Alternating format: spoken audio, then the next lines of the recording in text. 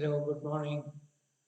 So we stopped yesterday by telling that Le Corbusier pioneered town planning and Chandigarh, a modern town, an ideal town, has been visualized and realized by him in India.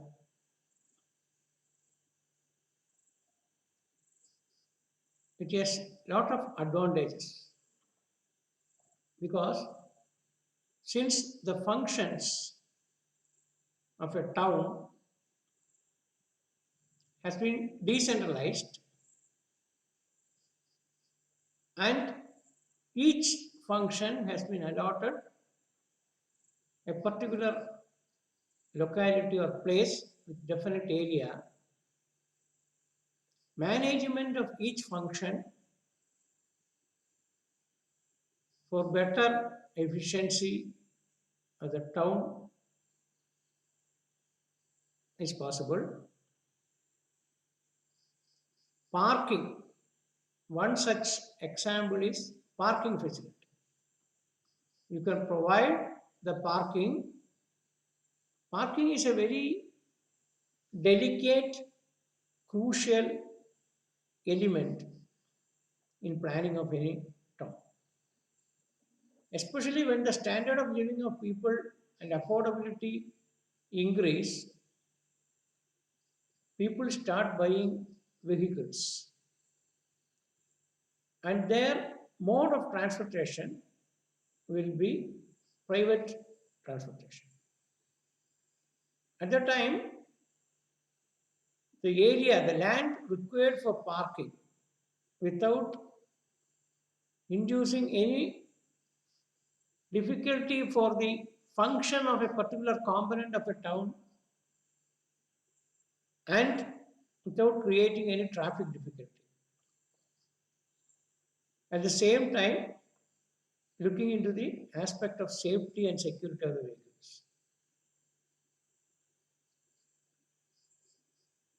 So, in the case of sectionalized components in a town, according to the nature of the component, the parking space or parking area can be allotted and a tolerance also can be given, and for future development an area, an open land can be kept.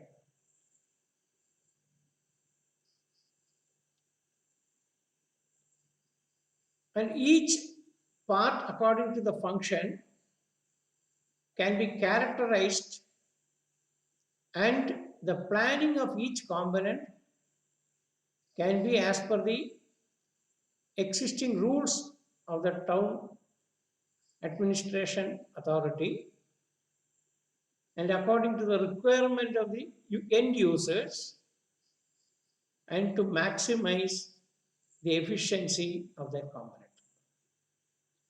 For example, the requirement of an educational building and that of a hospital building are not the same. Suppose you diplomatically isolate these two, separate these two, you can very well concentrate on the unique requirement of the educational system and the unique requirement of the healthcare system. And you provide the spaces and facilities, including the amenities, according to the function of the component. For example, the entertainment or recreational facility. They need large space, more open areas, semi-engrossed areas, galleries. So, if they are clubbed together or activities are clubbed together, the vision of the sports and game and the playing comfort with the necessary amenities for the games and sports can be provided if they are centralized.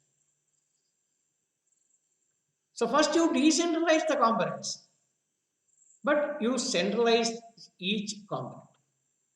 That is the beauty of it. It's a decentralized, centralized planning. Centralizing each component and decentralizing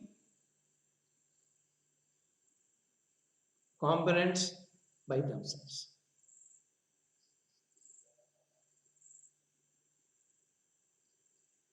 So the advantage is that you have specific space for a specific function.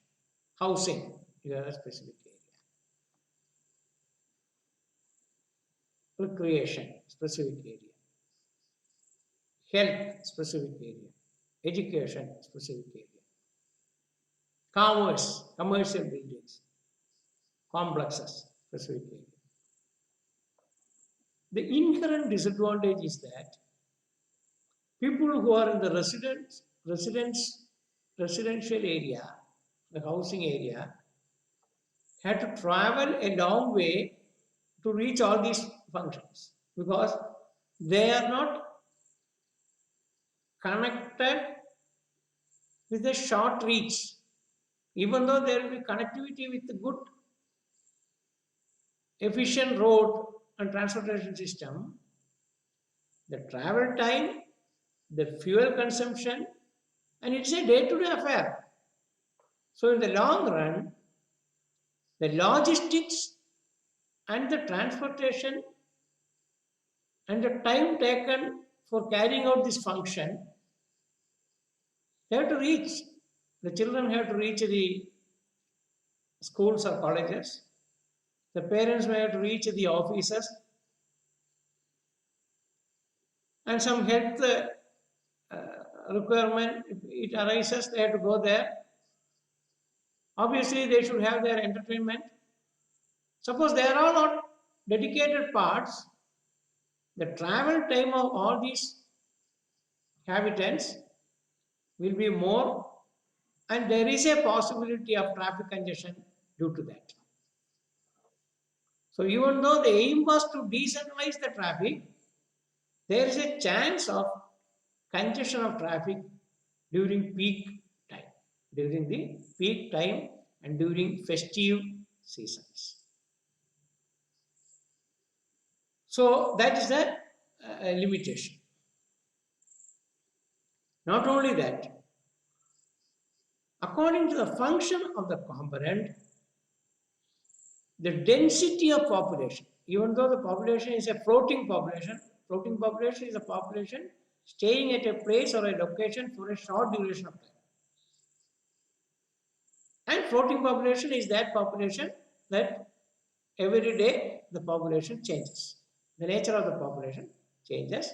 The intensity and density of population changes. In both the cases, there will be overcrowding. For example, in a recreation hall, in an entertainment hall, if everything is concentrated on one place, the density of population there will be more. In a commercial complex, people will get crowded in that place. We have to analyze this at the recent development of the epidemic.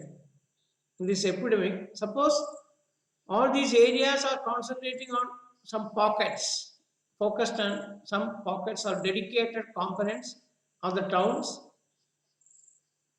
We have to maintain social distancing. Maintaining a social distancing in thickly populated area will be difficult. So there is a possibility of more density of population on specific areas and specific time, which may affect when some epidemics or health hazards crop up. In that way, a self-reliant towns have to be divided as townships. So townships are subsets of a major town. Self-sufficient small towns. Self-reliant small towns. Self-supporting small towns. Self-supporting small habitable areas are called townships. So townships are the slogan of the day rather than decentralized town components. Each township will be self-reliant and self-sufficient, such as for each township, the minimum requirement of health. There may not be super specialty health care in all the townships, but the basic amenities such as basic health care, basic education up to higher secondary,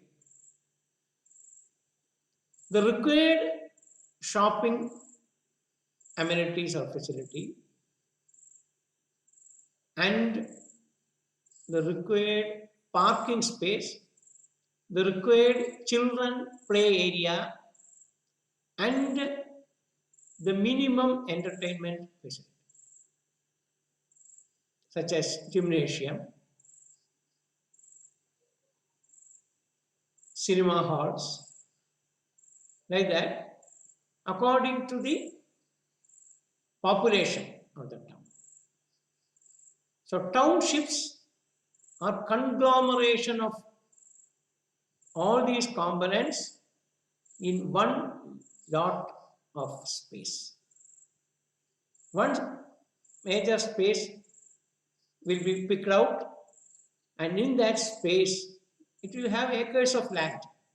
In that acre you apportion and you develop the town as a radial or a grid or a concentric, whatever it may be. That township will have a character, and the character of that township depends on the nature of the occupation of people there, the nature of activities going on the townships, the density of population there, and the total area covered by that township. And each township will be connected by roads, railroads also will be there. And so many townships together will have an air traffic facility too. Those things are when the town goes on getting developed.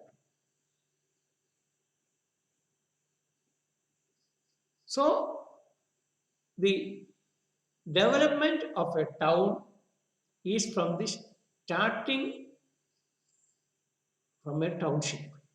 First, a township is formed, then formation of a series of townships create a town, and formation of a series of towns creates a city.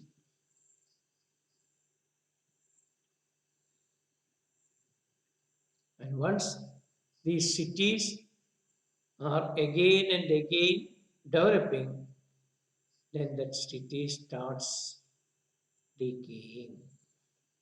Once the cities are overcrowded, are crowded with so many towns, and each town is thickly populated and more industries. We have forgotten to tell about the industry. So industries also, heavy industries and software industries, they are also a major part of a town. And usually industries will be kept at the outskirts, facilitating them to let out their effluents, for facilitating effluent treatments, and to have a sufficient green vegetation cover, as we have seen in the land pollution, vegetation cover by which industries, especially hazardous industries, will be kept very away from human habitation. And this segmentalization of these components in a town are called zoning. Zoning is the process of segmentalizing each and every component of a town. We'll continue tomorrow. Thank you. God bless.